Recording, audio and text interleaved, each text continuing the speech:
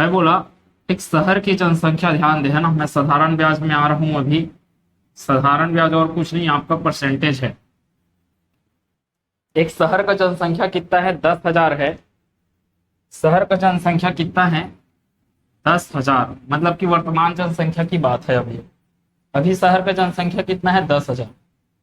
जो कि आने वाले 2 वर्षों में वृद्धि दर कितना है इसका? 20%।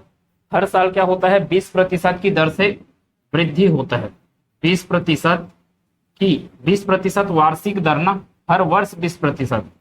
20% वार्षिक दर से क्या होता है? वृद्धि होता है जनसंख्या में।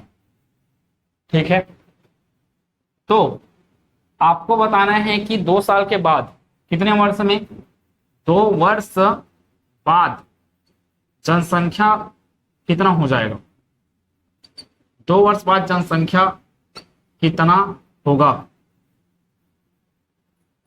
ठीक है, 2 वर्ष बाद जनसंख्या कितना होगा? देखो, अभी वर्तमान जनसंख्या कितना है? 10,000। 20% क्या होता है? वार्षिक दर से क्या होता है? वृद्धि होता है। हर साल वार्षिक दर कितना है? 20%। कितने साल के बाद देखना है आपको? 2 वर्ष के बाद। तो आप कैसे इसको हल करते थे? ये परसेंटेज का क्वेश्चन है। परसेंटेज से मैं आ रहा हूं साधारण ब्याज में। देखो क्या, कैसे हल करते थे? नया जनसंख्या के लिए 10,000 गुना क्या करते थे, या ऐसे लिखता हूं मैं, सुने ध्यान से। आप डायरेक्ट कैसे करते थे?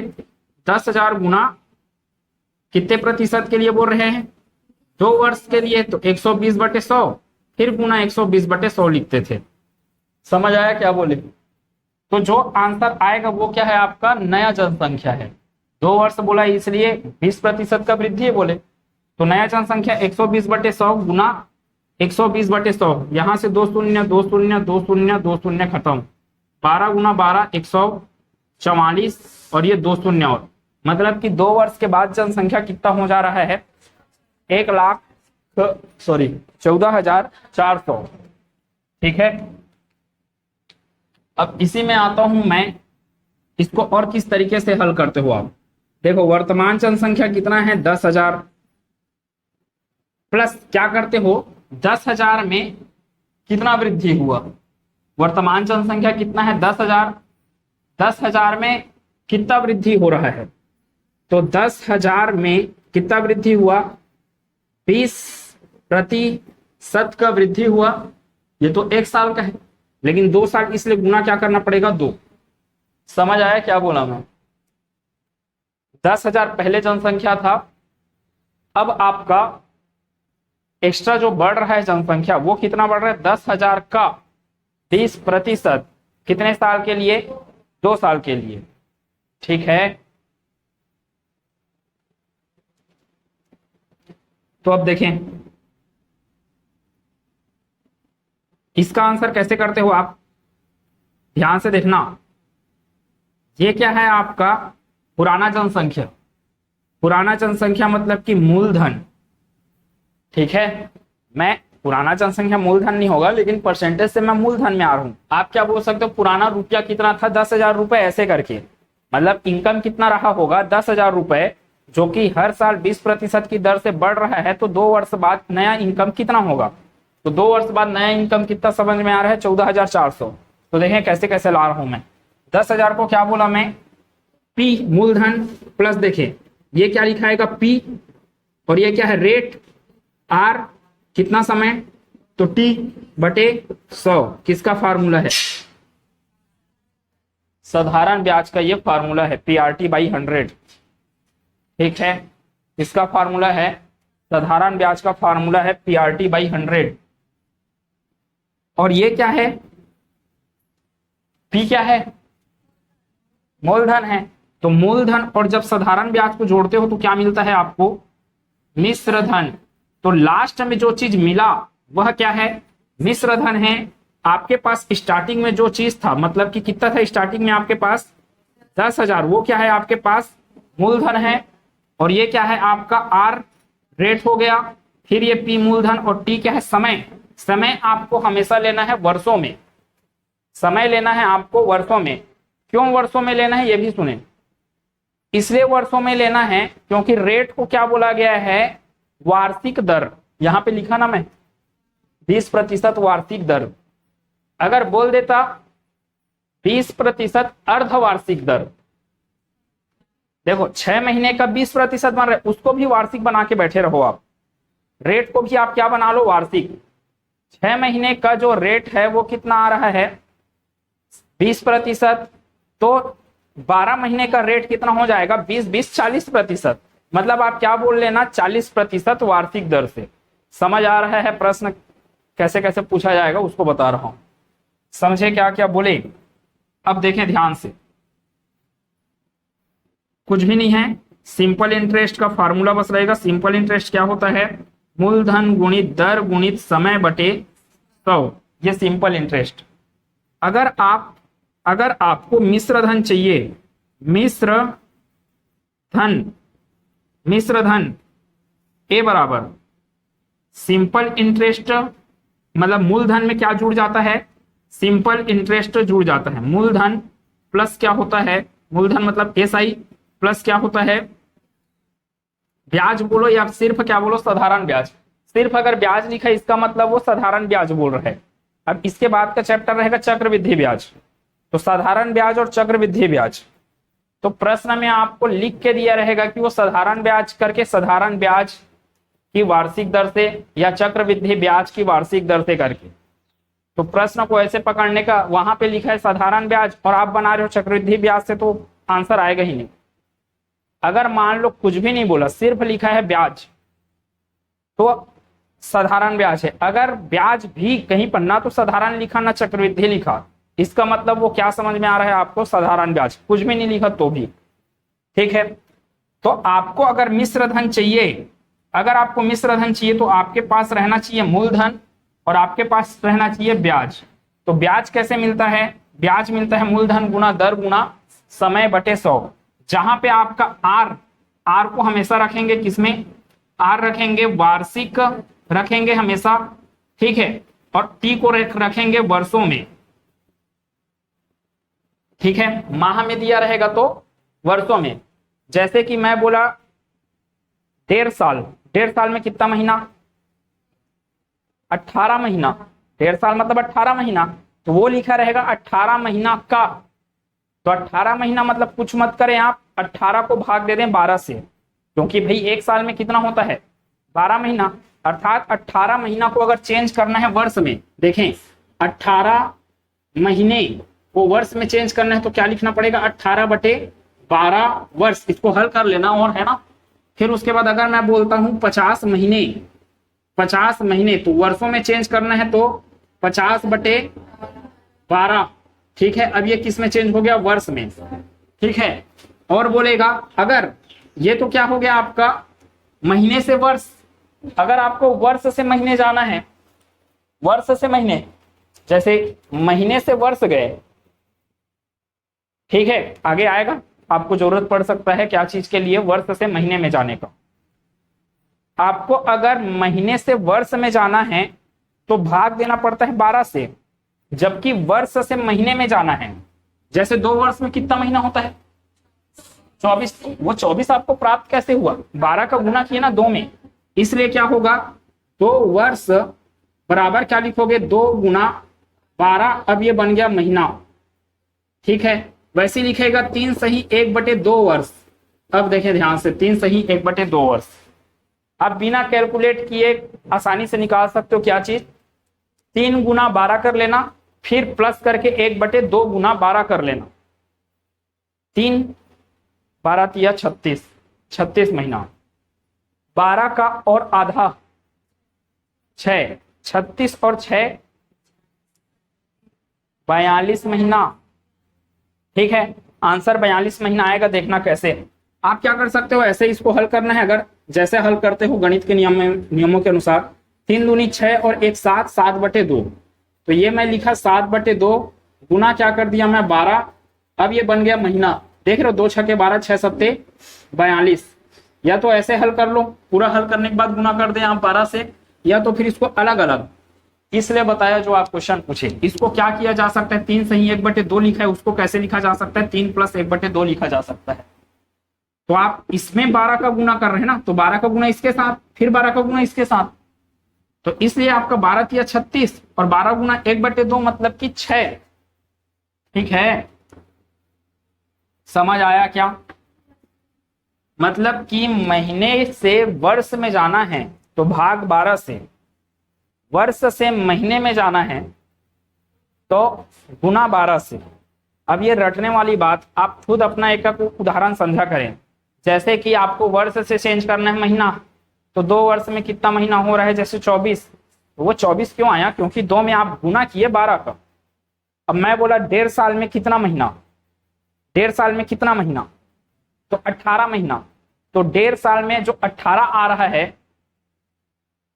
तो 1 सही 1/2, ये 1.5 हो गया, 1 सही 1/2 में गुना करना पड़ेगा आपको 12 का, तब ये क्या मिल रहा है आपको, 18 महीना। अगर आपको दे दिया है 20 महीना, महीने को वर्ष में चेंज करना है इस बार, तो 20 महीना मतलब कि आपका 20/12। ठीक है, हल कर लेंगे उसको, सही के रूप में आएगा मतलब। ठीक है क्या? अब कुछ नहीं है इस चैप्टर में, आपका सिर्फ फार्मूला है, जो पूछा है वो निकालने का है। आपको क्या करेगा, आपको पूछा रहेगा मिश्र धन पूछ सकता है, अंतिम राशि, अंतिम राशि क्या कहलाता है, मिश्र धन। ठीक है, ध्यान से सुने, अंतिम राशि क्या कहलाता है। अगर प्रश्न बोलेगा अंतिम राशि, अंतिम प्राप्त राशि ऐसे करके, तो अंतिम राशि क्या है, मिश्र धन। जबकि ये क्या है आपका, प्रारंभिक राशि, प्रारंभिक राशि। ठीक है, और ये क्या है आपका, दर, और ये क्या है आपका, वर्ष। ठीक है, प्रारंभिक राशि बोल रहा है, इसका मतलब वो मूलधन है। और मोस्ट इंपॉर्टेंट लाइन, कभी भी 2 ठोक आपको मान लो आपको रुपया दिया है, एक ठोक दे दिया 10,000 और एक ठोक दे दिया 12,000, एक ठोक दे दिया 10,000 और एक ठोक दे दिया 12,000, तो कैसे पहचाने कि कौन सा मिश्र धन है और कौन सा मूलधन है, कौन सा मिश्र धन है, 10 की 12, क्यों? मिश्र धन आपको तभी प्राप्त होता है जब आप मूलधन में, मूलधन में, ये क्या लिख दिया मैं, मूलधन मतलब पी ना। ठीक है, ये है सिंपल, मूलधन में आप कुछ ना कुछ जोड़ते हो तब आपको मिश्र धन। इसका मतलब ये समझ में आया कि मिश्र धन का मान मूलधन से तो बड़ा होगा ही होगा। क्यों? क्योंकि मूलधन में क्या जुड़ रहा है, ब्याज जुड़ रहा है। अर्थात जो बड़ा राशि दिखेगा वो क्या है, होगा वहां पर मिश्र धन होगा। ठीक है, तो मिश्र धन लिखें फिर से एक बार कि मिश्र धन बड़ा होगा हमेशा किससे, मूलधन से। ठीक है, और एक ठोक और यहां से तोड़ मरोड़ सकते हो, मूलधन को इस पार लाओ, मिश्र धन माइनस मूलधन क्या मिल जाएगा, ब्याज। या अगर आपको मूलधन चाहिए और मिश्र धन दे दिया है तो मिश्र धन माइनस ब्याज। समझ आया क्या? अगर आपको आर चाहिए तो आपको पी दे दिया रहेगा, टी दे दिया रहेगा, 100 दे दिया रहेगा, 100 क्या दिया, 100 तो आएगा ही आएगा, पी, टी और एस आई, ये 3 चीज दिए रहेंगे। एस आई नहीं दिया है, एस आई नहीं दिया है, आपको क्या चाहिए, पी चाहिए, एस आई नहीं दिया है, तो उस बार आपका ए माइनस पी के रूप में रखना पड़ेगा एस आई। अरे भाई एस आई क्या होता है, ए माइनस पी, तो एस आई की जगह में क्या रखोगे, ए माइनस पी। ये क्वेश्चन से समझ में आने वाला है सभी चीजें। ठीक है, जैसे क्वेश्चन देखें पहला,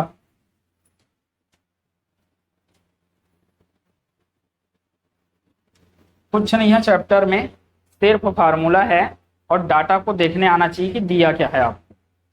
जैसे प्रश्न पहला लिखा क्या, 5% प्रति वर्ष की दर से 1200 रुपए पर 2 वर्ष का साधारण ब्याज कितना है। मैं बताऊंगा नहीं ऐसे ऐसे प्रश्नों को, यहां से समझा रहा हूं। देखें क्या क्या बोला है, क्या क्या दिया, मतलब 5% प्रति वर्ष, मतलब वार्षिक दर क्या है आपका 5%, आर का मान है वो। फिर उसके बाद 1200 रुपए मूलधन है, पी का मान दे दिया है आपको, 2 वर्ष मतलब कि समय का मान दे दिया, तो आपको दे दिया है P भी दे दिया है, R भी दे दिया है, T भी दे दिया है, ठीक है क्या, P भी दे दिया है, R भी दे दिया है, T भी दे दिया है। तो सिर्फ क्या करें, मान रखें, P का मान कितना है 1200 गुना 5 बटे गुना 2, तो ये 1200 का 2 शून्य नीचे के 2 शून्य से खत्म, तो 12 गुना 5 गुना 2, बस इतना बचा, 12 पंचे 60 और 60 दूनी 120, तो 120 आपका आंसर खत्म, सिंपल इंटरेस्ट।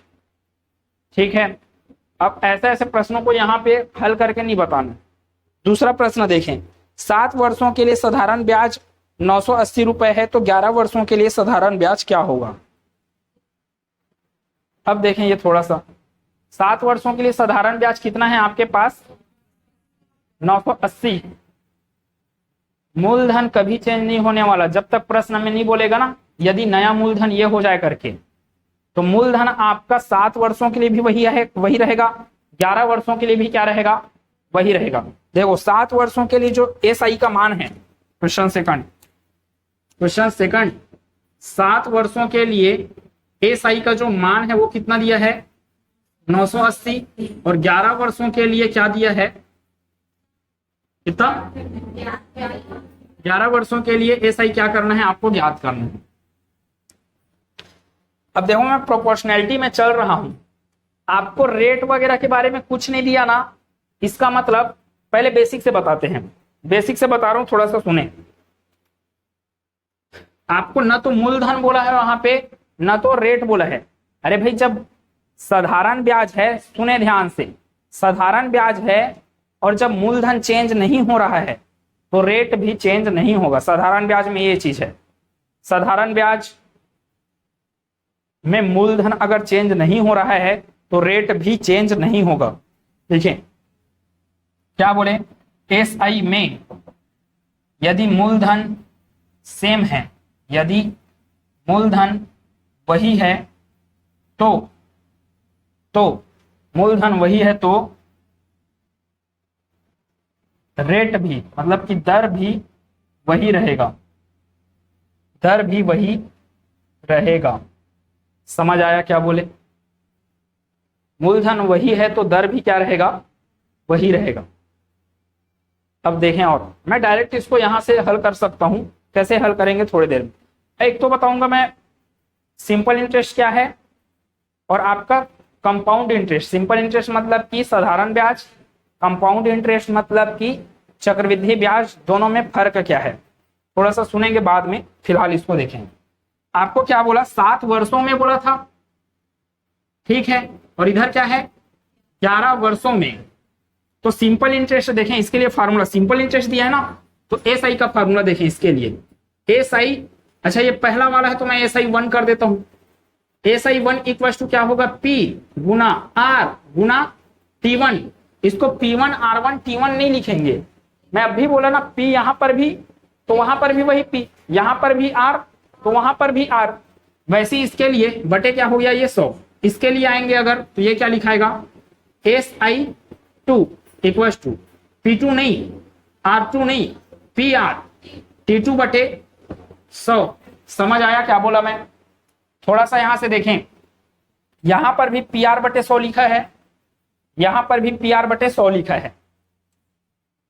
2 समीकरण दिख रहे हैं आपको, और कभी भी 2 समीकरण का एक ठोक पक्ष बराबर है तो उन दोनों समीकरणों का अन्य पक्ष भी आपस में बराबर होते हैं। तो पहले मैं इसको किसके रूप में लिखूंगा, PR बटे 100 लिख लेता हूं। क्या लिखा मैं, PR बटे 100, तो T1 क्या आ गया इस पार, SI1 डिवाइडेड बाई T1। समझ आया क्या बोला मैं। और यहां पर देखें SI2 divided by T2 equals to क्या बोलोगे, PR डिवाइडेड बाई 100। ये इक्वेशन 1 बोल लो, ये इक्वेशन 2 बोल लो, ठीक है क्या। अब अभी मैं बोला कोई भी अगर आपको 2 समीकरण दिया है और दोनों समीकरण का एक पक्ष सेम है, इधर भी क्या है PR बाई 100, इधर भी क्या है PR बाई 100, तो उसका दूसरा पक्ष आपस में बराबर हो जाता है। मतलब कि SI1 बटे T1 बराबर क्या हो जाएगा, SI2 बटे T2। तो SI1 divided by T1 equal to SI2 divided by T2। समझ आया क्या बोला मैं? अब आपको पता है SI1 का मान कितना है 980, समय का मान 7 बराबर, बोले SI का मान निकालना है ना SI2, तो SI2 लिख दिया मैं। T2 का मान 11, हो गया खत्म। एक ठोक समीकरण दिख रहा है आपको यहाँ पर और एक ही अज्ञात राशि, आराम से हल कर सकते हो। कैसे करें टिकेश्वरी अब इसके आगे हल?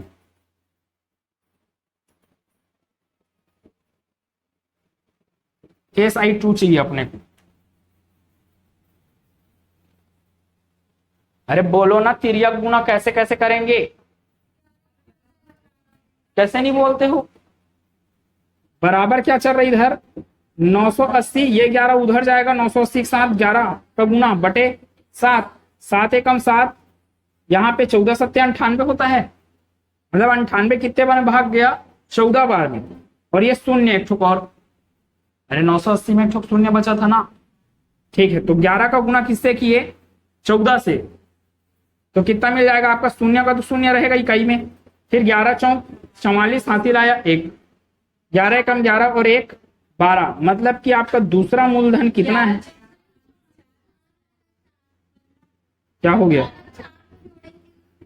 11 शून्य शून्य, 11 चौक 44, 11 एकम 11 और 4 15, गलत लिखा था क्या, एक जोड़ दिया था क्या मैं, सॉरी। तो कितना हो गया 1540 रुपए, मतलब SI2 का मान क्या है 1540।